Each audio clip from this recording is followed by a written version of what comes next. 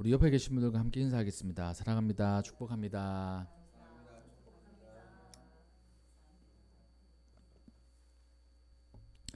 오늘은 이 갈라디아서 6장의 말씀을 가지고 이 낙심하지 말지니라는 제목으로 하나님의 말씀을 나누고자 합니다. 이 갈라디아서도 이 사도 바울이 이 갈라디아 지역에 있는 교회를 향해서 이 하나님 말씀을 선포하는 것인데, 늘 말씀을 드리지만 이 편지는 이 편지의 목적이 있습니다. 이 갈라디아서도 사도 바울이 갈라디아 교인들에게 이 보내는 편지잖아요. 근데 그 편지에 목적이 있는 거예요.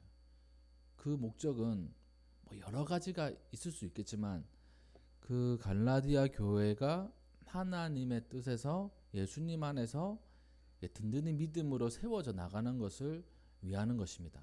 그렇다면 그 믿음에서 벗어난 부분들을 알려주고 이렇게 수정해 나가는 그 의미가 이 편지들에 담겨져 있어요. 특별히 이 갈라디아 교회에는 이 육체를 향해서 그 육체의 그 모양 이것을 자랑하고 또 즐거워하는 그런 게 있었습니다.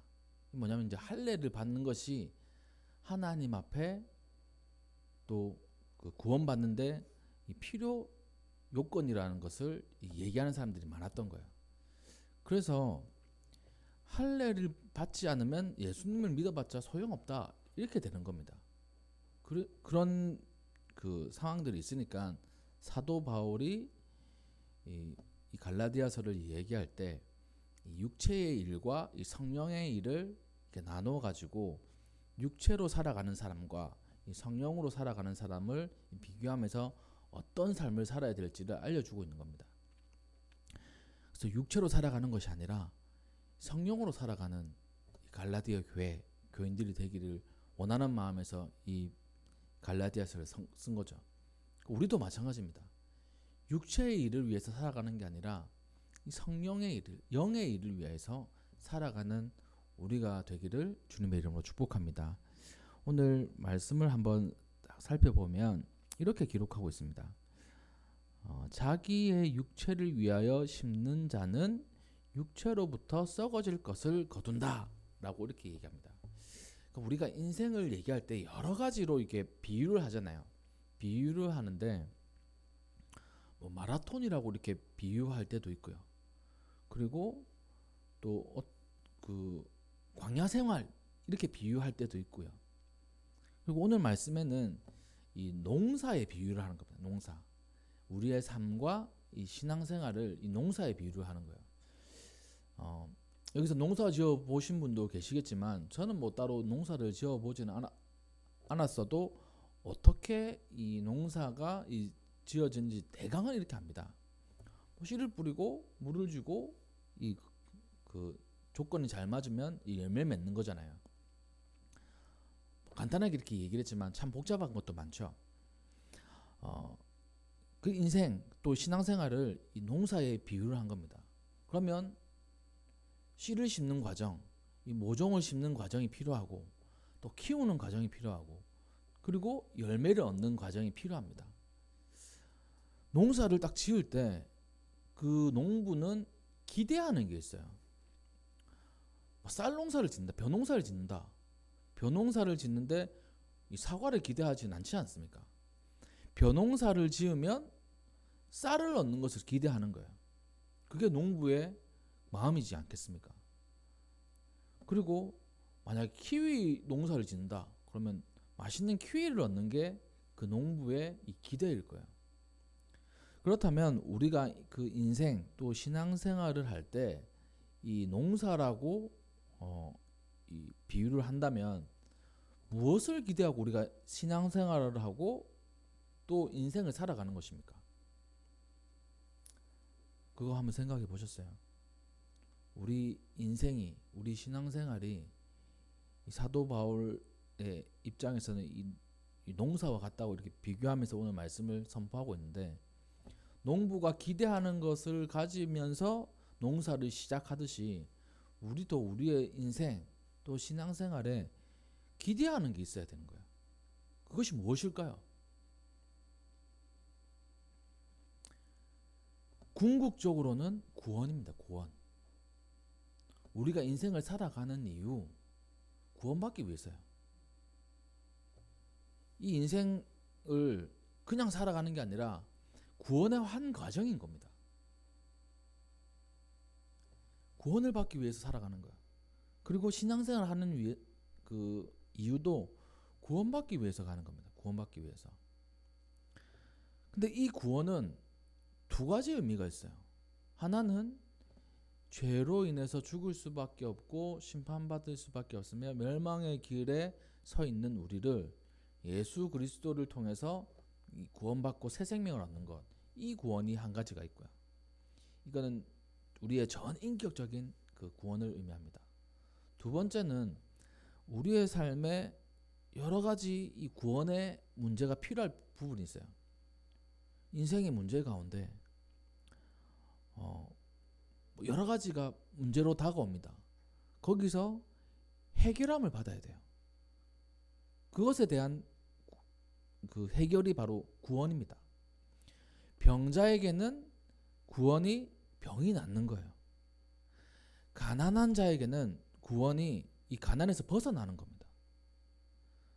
또 그 어떠한 그 학생들이 이 대학에 가기 위해서 또 목표한 바를 이루기 위해서 그런 문제가 닥쳐왔을 때 그것을 이겨내고 또 성공하며 이 합격하는 것, 그것도 구원의 문제예요.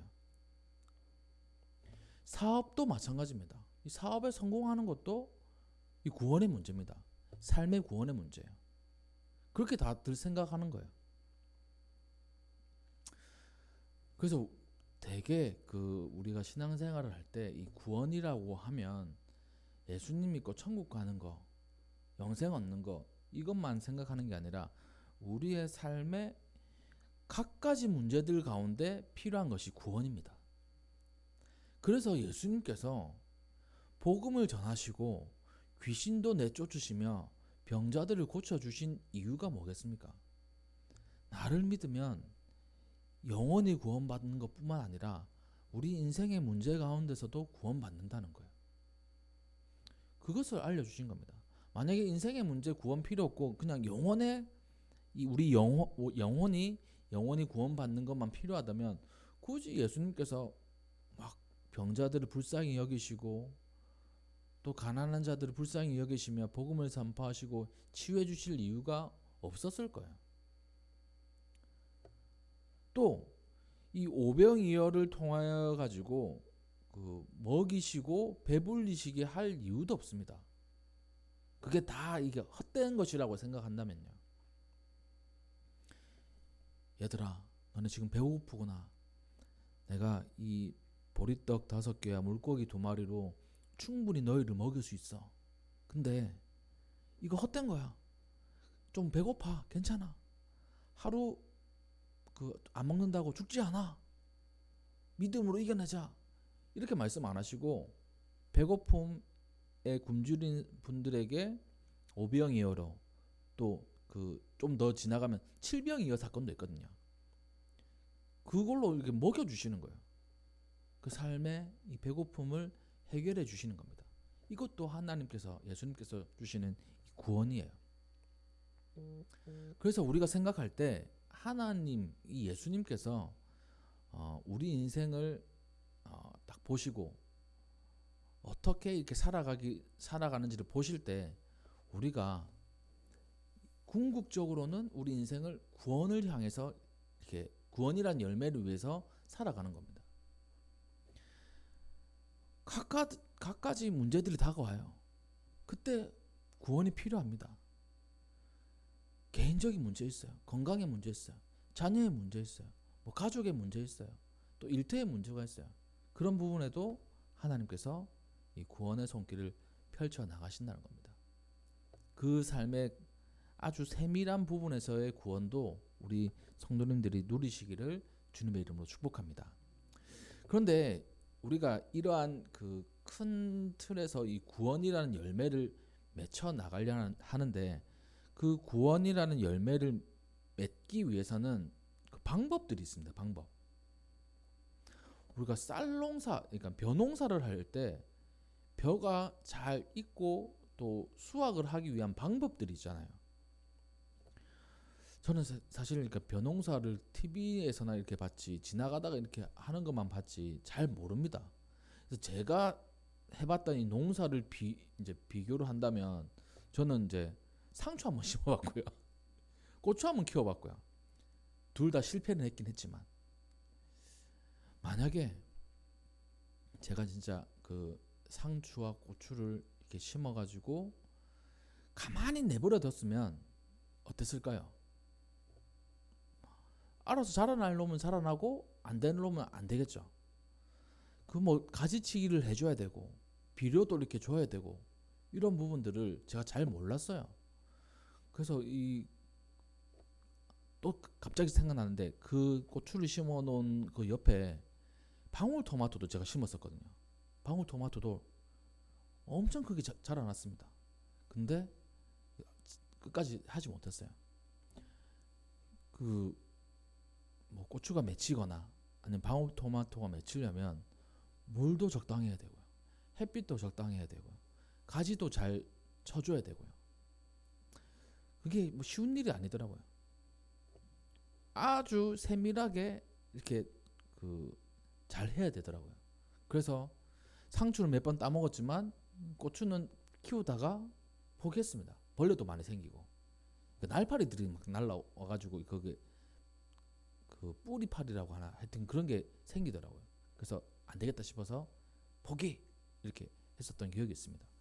그러니까 그 모든 조건들을 잘 맞춰 나가서 싱싱한 그 과일 또 채소들을 얻을 수 있는 것이지 않습니까? 그러면 우리에게도 이 구원이라는 열매, 이 성령의 열매들을 얻기 위해서 그런 조건들이 필요하다는 거예요. 근데 선택을 해야 됩니다. 어떤 선택을 해야 되냐면 육체의 방법으로 할 것인가, 성령의 방법으로 할 것인가, 이 두 가지 중에 선택을 해야 되는 거예요. 우리의 이 전인격적인 구원뿐만 아니라 우리 인생 가운데 맞이하는 그 문제 속에 그 구원이란 열매, 또 다르게 얘기하면 응답이라는 열매, 그것을 누리기 위해서 두 가지 중에 한 가지 선택해야 됩니다. 육체의 방법으로 할 것인가, 아니면 성령의 방법으로 할 것인가. 여기 8절 말씀에 자기의 육체를 위하여 심는 자는 육체로부터 얻는다고 되어 있어요. 육체로부터 썩어질 것을 거두게 된다 라고 이렇게 말씀하고 있습니다. 이 육체라는 것은 생물학적인 의미로 우리의 몸, 피, 살 이것을 다 포함하는 겁니다. 그리고 또 인간적인 의미로 아주 연약한 우리의 육신을 의미하기도 해요. 우리의 육체는 날이 가면 갈수록 강해지기는커녕 쇠퇴해지지 않습니까? 그러니까 그 성장기를 거쳐가면서 튼튼해지는 것 같다가 어느 정도 그 한계점이 다르면 이제 서서히 이게 퇴보합니다. 우리 천년만년 이렇게 젊고 싶긴 하잖아요. 근데 그럴 수가 없어요. 우리 애들도 이제 커가지만 딱 그 크는 한계점이 다다르면 이제 쇠퇴해져 가는 겁니다. 저도 이제 쇠퇴해져 가고 있고요. 그런 육체를 의미하기도 해요. 그냥 단순히 우리의 몸만 의미하는 게 아니라 쇠약해져 나가는 우리의 육신. 또 이 신학적인 의미는 그 어떤 의미가 있냐면 죄로 인해서 이 죄에 지배받는 상태를 의미하는 겁니다. 육신을 따르는 자는 육신의 일을 생각한다라고 로마서에서 이렇게 얘기하고 있어요. 그러니까 그 본문 말씀에서 이야기하는 육체는 이 신학적인 의미입니다. 죄로 인해서 지배받고 있는 그 상태, 죄성을 가지고 하는 모든 행동과 말과 생각 이런 것들을 의미하는 거예요. 그래서 만약에 우리가 이 죄가 가득한 이 육신의 생각을 가지고 응답을 받거나 구원의 열매를 맺고자 한다면 그것은 썩어져가는 열매라는 겁니다. 우리가 영원히 누릴 수 있는 열매가 아니라는 거예요. 그래서 딱 이 말씀을 통해서 우리가 한번 자기의 기도 제목들을 한번 생각해 보십시오. 내가 이 기도 제목으로 이 열매를 얻기를 원하는데 이 열매를 얻기 위해서 나는 어떠한 육신의 생각으로 하고 있는가?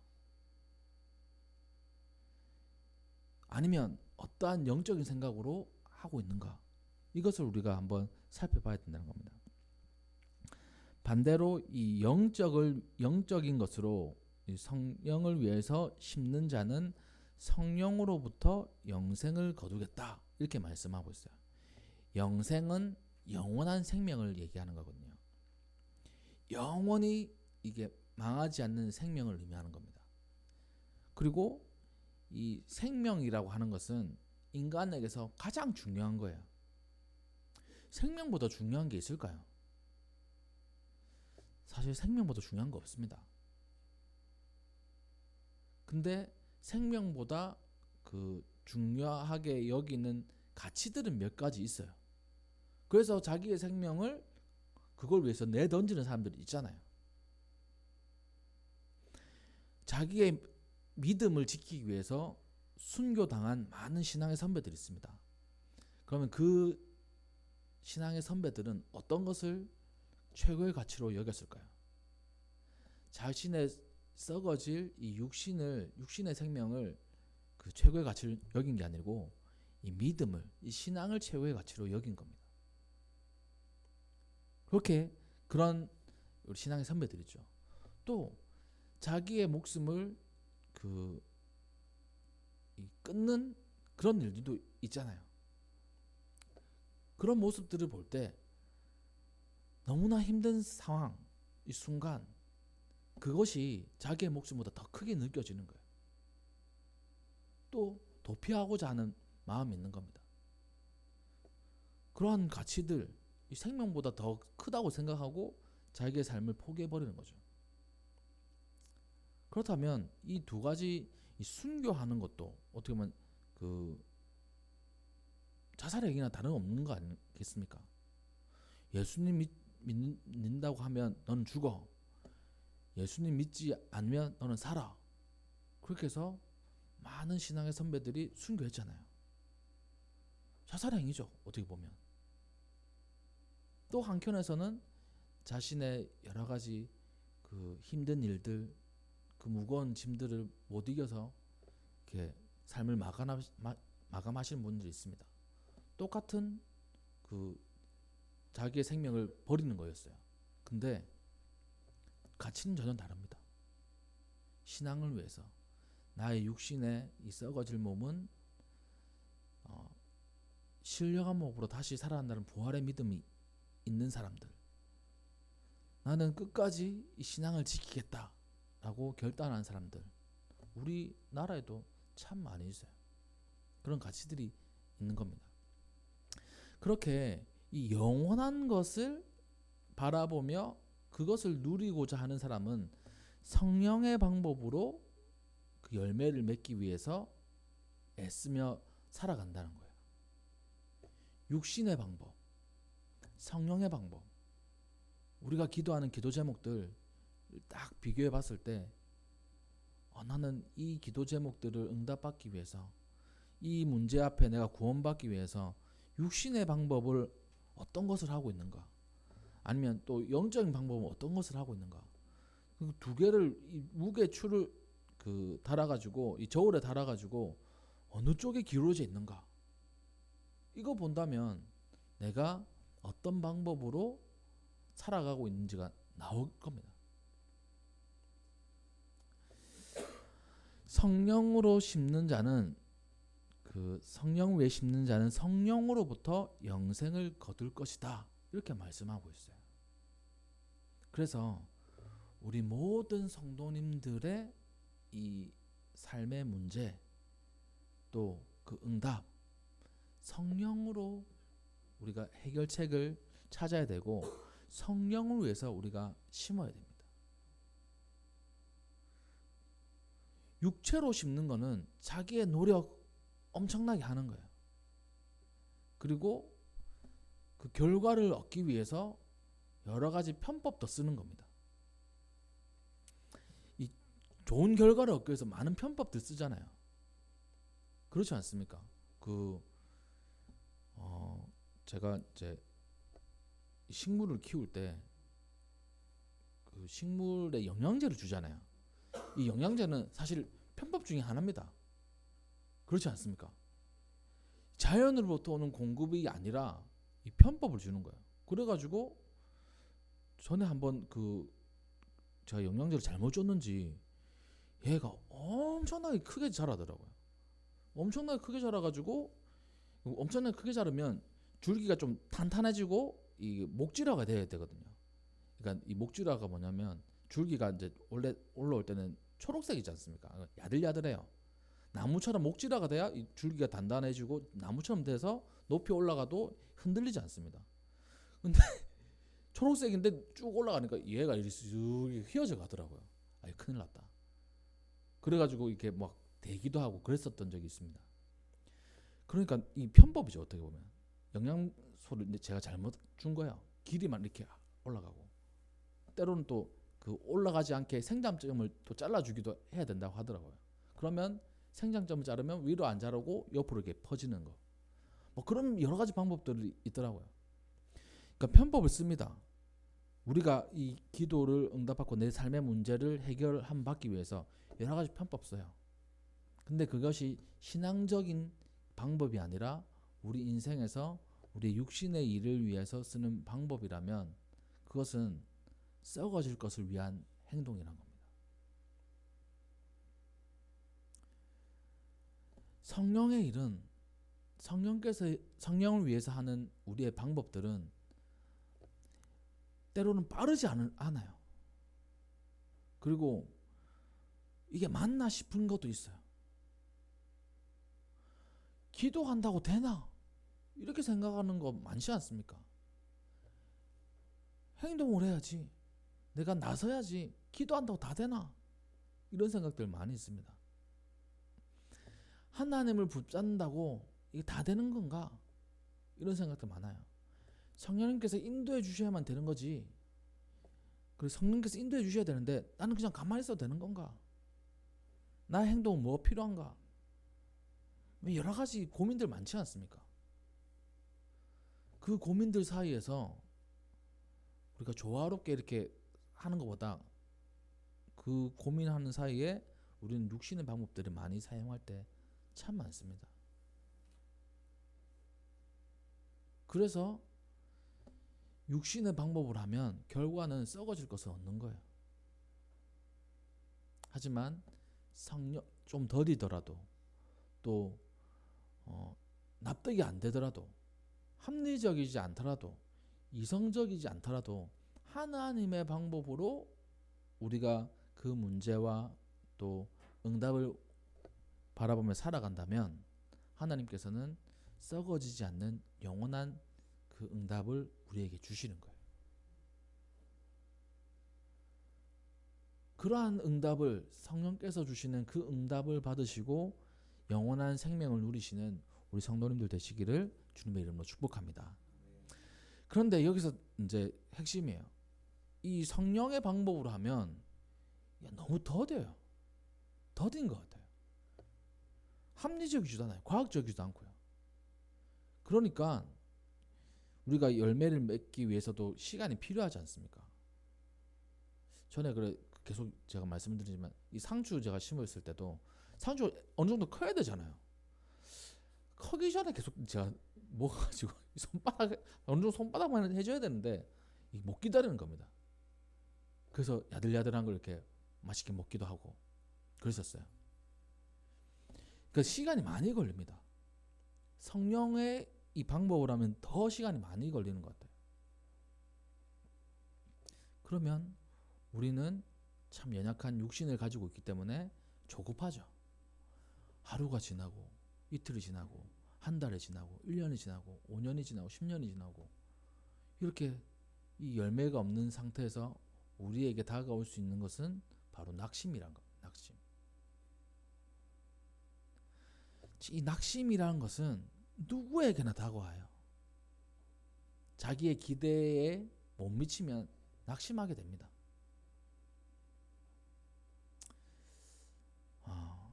저도 참 낙심할 거리들 인생을 살아가면서 많이 있었어요.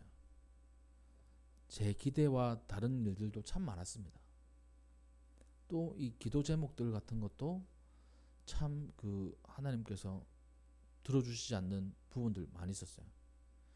사도 바울이 이 육체의 가시 때문에 3번이나 딱 집중해서 기도했는데 하나님께서 네 은혜가 족하다 이렇게 말씀을 하셨잖아요. 그러니까 그것을 통해서 하나님께서 그렇게 고쳐주시지 않는 것도 있구나라는 생각도 했습니다. 제 몸에 하나의 질병으로 인해서 저희 많이 기도했었거든요. 고친 것 같았는데 지금까지도 막 있는 거예요. 낙심이 되죠. 막 죽을 것 같지 않으니까 그냥 그렇게 살아가는 이유도 그러니까 의미도 있습니다. 그냥 뭐 살지 뭐. 그러니까 우리에게는 우리의 기대와 좀 어긋나면 결국에는 다가오는 게 낙심이에요. 근데 오늘 말씀 9절에는 낙심하지 말라고 합니다. 그리고 우리가 선을 행하되 낙심하지 말고 포기하지 아니하면 때가 이름에 거두리라 이렇게 돼 있어요.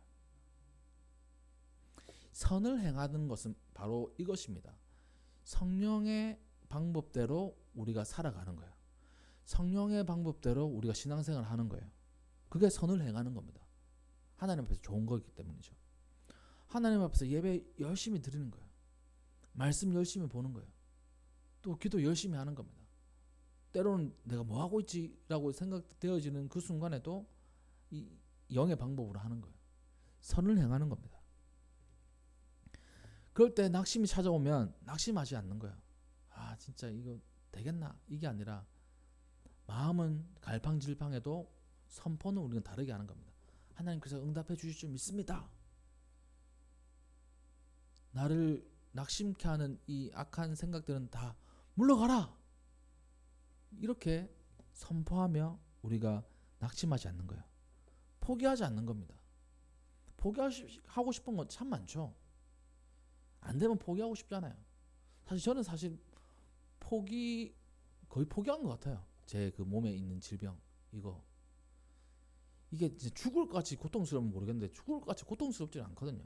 잠시라고 해야 되나? 하여튼 그 순간만 좀 지나면 진정이 되니까 그런 부분들을 그래서 목사님들하고 이렇게 회의할 때 그 이야기를 제가 꺼낸 게 아니고 어떤 분이 피부병 때문에 고생해가지고 한의원에 다니면서 좀 나아졌다고 하시더라고요. 그걸 저한테 저도 뭐 그런 비슷한 병이 있는데 얘기를 이렇게 오가다가 이렇게 알려주시더라고요.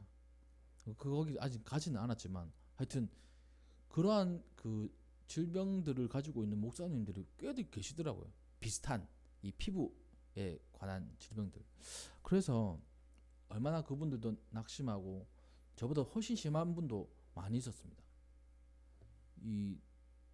하여튼 그런 분들 속에서도 참 낙심하고 또 고통스러운 게 많이 있었던 거예요. 포기할까 생각도 많이 했답니다. 이 피부에 들어가는 이 약들은 엄청 독하지 않습니까? 그러니까 너무 힘드셨다는 거예요. 저는 막 그 정도까지는 아니었어요. 그래서 막 그냥 이렇게 살아가는데 낙심하지 않고 포기하지 않으면 하나님께서 이렇게 말씀하십니다. 때가 이름에 거둘 것이다. 이 때라는 말은 카이로스란 말입니다. 하나님의 때예요. 이거 또 이 때라는 말 안에 이 원어가 한 가지 더 있는데 소유격이 담겨져 있는 원어가 한 단어가 있어요. 그러니까 이 성경에는 번역되어 있지는 않지만, 그러니까 그 사람의 알맞은 시간이라는 뜻이에요. 그 사람의 시간이라는 뜻이에요. 그러면 이 그 사람이란 말을 우리에게 적용할 수도 있고 하나님께 적용할 수도 있는 겁니다. 하나님께서 정하신 때에, 아니면 우리에게 적용하냐면 당신에게 꼭 필요한 그 때에 거둘 것이다 라고 말씀하시는 거예요. 이 하나님께서는 이 아브라함을 선택하셨을 때도 마찬가지였습니다. 아브라함이 하나님을 믿기 시작한 것도 마찬가지였어요. 아브라함이 그 오랜 시간 동안 그 자녀를 위해서 기도하고 애쓰지 않았습니까? 하나님께서 약속도 하셨고, 그 100살 돼서 이렇게 아기를 가졌어요. 참 신기하죠. 그러한 그 인생 가운데 인내와 낙심하지 않는 그 믿음이 필요했던 겁니다. 그러니까 아브라함이 하나님을 믿으니 하나님께서 그것을 의로 여기셨다고 말씀하고 있거든요. 낙심될 때도 있었어요. 또 인간적 육신의 방법 사용할 때도 있었습니다. 그래가지고 이스마엘도 태어나고 여러 서자들도 있었어요. 근데 하나님의 약속의 열매는 이 영적인 우리가 성령의 열매는 바로 이삭이었다는 것을 우리가 잘 알지 않습니까? 그러니까 그것을 통해 가지고 우리가 모범을 그 롤 모델을 삼는 거예요. 아브라함도 저렇게 했구나. 이 롯이라는 사람은 이 육신의 것을 선택했던 사람입니다. 다 이 삼촌하고 이렇게 있으면서 네가 왼쪽 하면 나는 오른쪽 할게. 네가 오른쪽 하면 내가 왼쪽 할게. 아브라함이 얘기합니다. 그럼 롯이 딱 보니까 소돔과 고모라 땅에 물도 많고 멋져 보여요. 그 육신의 것을 보면서 자기의 삶을 이렇게 자기의 삶의 열매를 얻고자 했던 겁니다. 그 결과는 뭐였습니까? 유황불로 그 성이 멸망당하고 아내도 잃고 하여튼 이상하게 됐어요. 이 롯은 육신의 것을 선택한 사람의 이 결말이었던 겁니다. 사울 왕도 마찬가지였습니다. 하나님께서 명하신 대로 아말렉을 완전히 진멸하지 않았고 좋은 것을 남겨두면서 핑계로 하나님께 드리려고 했다. 이렇게 핑계대요. 그러자 하나님께서 이 사울을 버려버리셨습니다. 디모데후서 4장에는 데마라는 사람이 나옵니다. 데마도 정말 이 선교팀에서 뭐 역할을 했을 거야. 근데 이 데마를 설명하기로 데마는 이 세상을 사랑하여 나를 버리고 데살로니가로 갔다라고 사도 바울이 얘기합니다. 이 세상을 사랑하는 육신의 것을 추구했던 데마도 그냥 이 모든 것을 신앙을 버려버리고 세상으로 갔던 거예요. 썩어질 것을 바라보며 했던 거죠. 신앙보다 세속의 편함을 심은 사람이 바로 이 데마였던 겁니다. 그래서 이 말씀을 통해 가지고 우리가 한번 우리의 삶을 한번 점검해 봅니다. 늘 우리는 말씀으로 점검해야 되거든요. 우리에게 이 궁극적으로 궁극적인 열매는 구원입니다. 구원. 예수님을 믿음으로 이 천국에 가고 하나님의 백성이 되는 것, 구원의 삶입니다.